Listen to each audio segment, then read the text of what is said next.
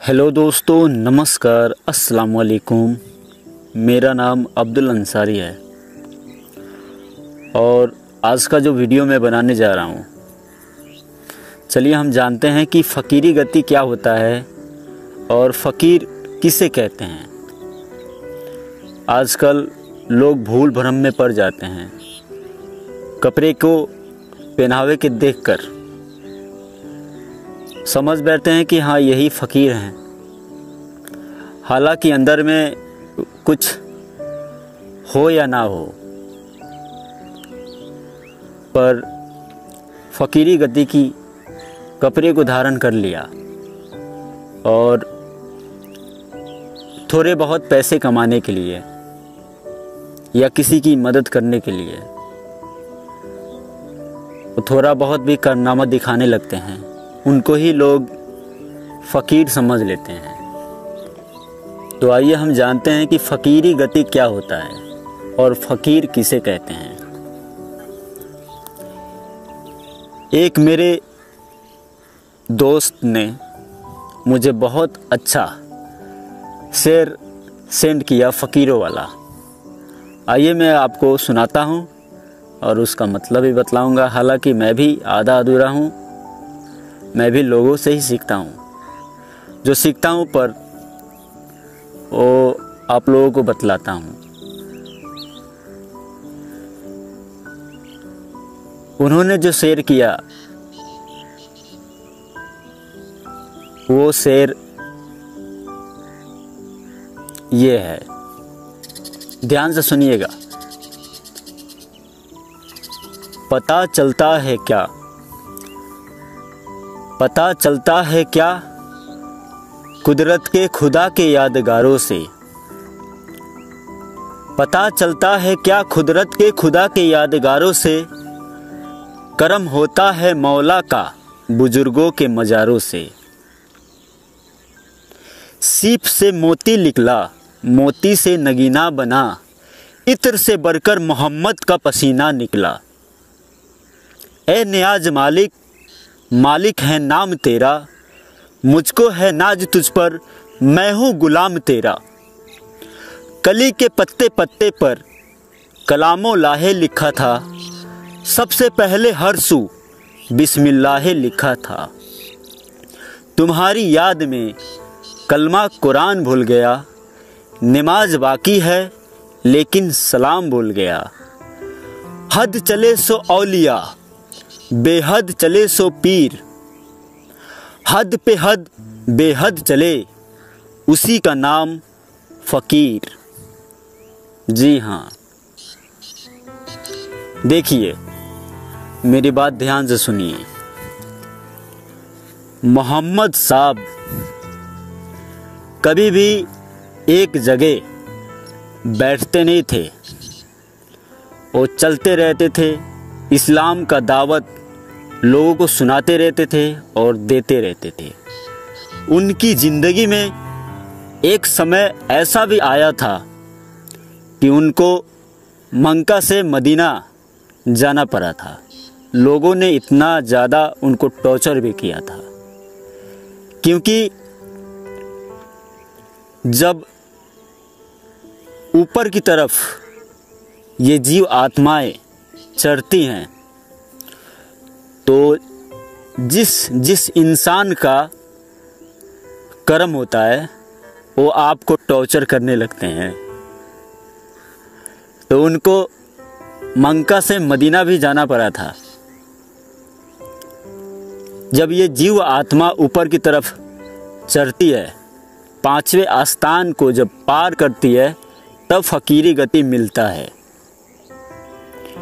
और उस स्थान पे जाने के बाद जो स्क्रीन में नज़ारा दिख रहा है, सेम ऐसा ही नज़ारा पहले वहाँ का मालिक का दर्शन होता है, उनकी दीदार होती है, तब इस तरीके का नज़ारा आपको दिखाई देता है। तो देखिए, जो फ़कीरी गति के होते हैं वो कभी भी एक जगह बैठते नहीं हैं और जो औलिया होते हैं, जो पीर होते हैं, वो हालांकि अपना काम वो एक जगह बैठ के भी थोड़ा बहुत कर लेते हैं, पर फ़कीरी गति के जो होते हैं महान हस्ती, वो कभी भी एक जगह बैठते नहीं हैं।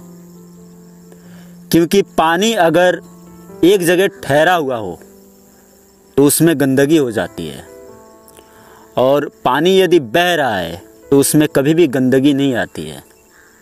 तो इसी तरीके का होते हैं फ़कीरी गति, और इनकी गति होती है इनसे भी, फ़कीरों की गति से भी ऊंचा जो होते हैं वो अनामी प्रभु होते हैं, जिनकी कोई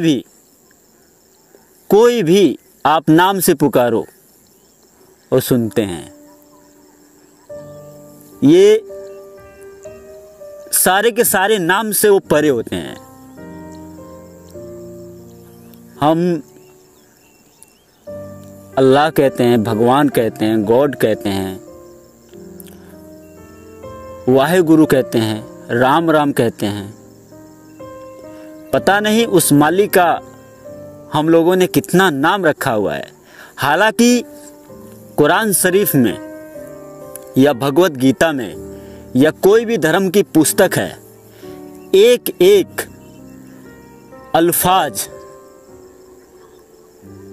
सब में भगवान छुपे बैठे हैं।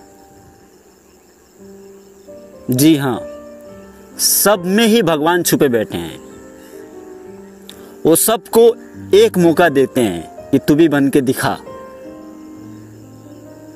और उससे पार जाकर कुछ परे करके दिखा। तो अगर दुख तकलीफ में फंसे हुए हैं, और यदि आपकी दुख और तकलीफ दूर नहीं हो पा रही है चाह कर भी, तो आप कोई भी अमल करें, या कुरान शरीफ की अमल करें, या भगवत गीता की अमल करें, या कोई भी साधना करें, पर साधना करें। क्योंकि कोई भी साधना करने से हमारे बुरे कर्म नष्ट होता है, तब जाके हमें आगे बढ़ने का रास्ता मिलता है। ये बात नहीं है कि सिर्फ बुरे कर्म ही नष्ट होते हैं। हो सकता है आप सुखी में हो तो दुख भी हो जाओगे, दुखी में भी हो जाओगे, क्योंकि दुख और सुख ये दो पहलू हैं। अगर आपके ज़िंदगी में इस वक्त दुख है तो घबराओ मत, कल ज़रूर अच्छा समय आपका आएगा। यदि आप बहुत ज़्यादा सुखी में हैं तो कल दुख भी आएगा। और सुख और दुख से जो परे चले जाते हैं वो इन झमेले में फंसते नहीं हैं। वो सुख में रहें या दुख में रहें, सदा के लिए वो मालिक की मौज में रहते हैं। एक चना भी खा लेंगे, पानी भी पी लेंगे, सो जाएंगे। मिला या ना मिला उस मालिक पे छोड़ देते हैं। धन संपत्ति हाट हवेली ये यहीं तक है।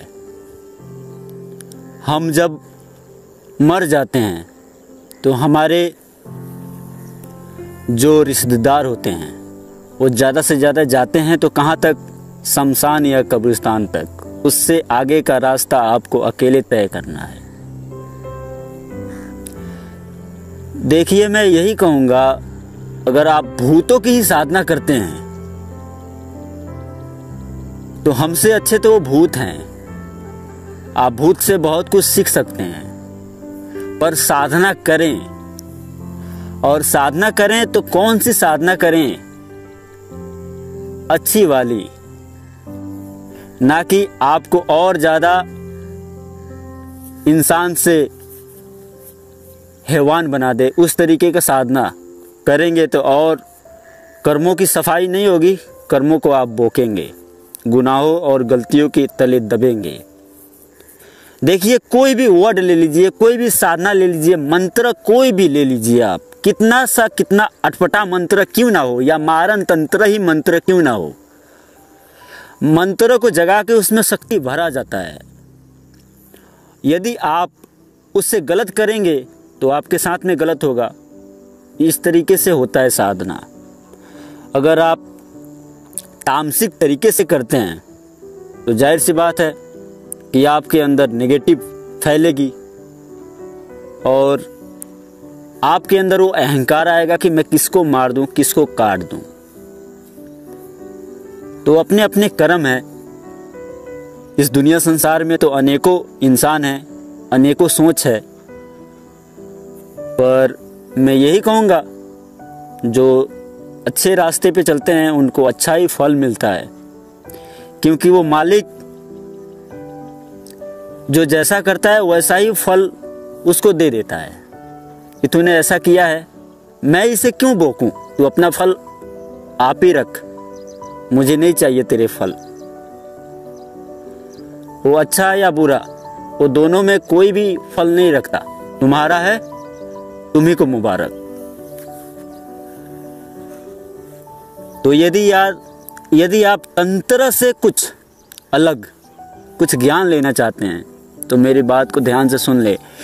यदि आप मध्य प्रदेश में हैं, इस वीडियो को देख रहे हैं, उज्जैन नगरी में रहते हैं आप, तो कांटेक्ट करें, मैं आ रहा हूँ। अगर कोई भाई मिलना चाहता है तो मैं मिलूँगा भी। और महान हस्ती फ़कीरों की गति क्या होती है ये भी पता चलेगी आपको, और आपको ज्ञान का भंडार जो सर्वोपरि दान होता है, सर्वोपरि दान आपको मिलेगा।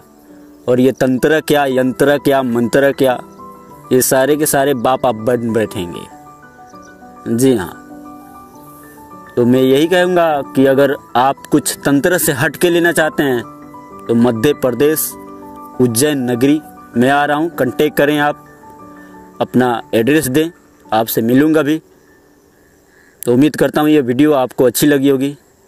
तो चलता हूँ, फिर मिलता हूँ नेक्स्ट वीडियो के साथ।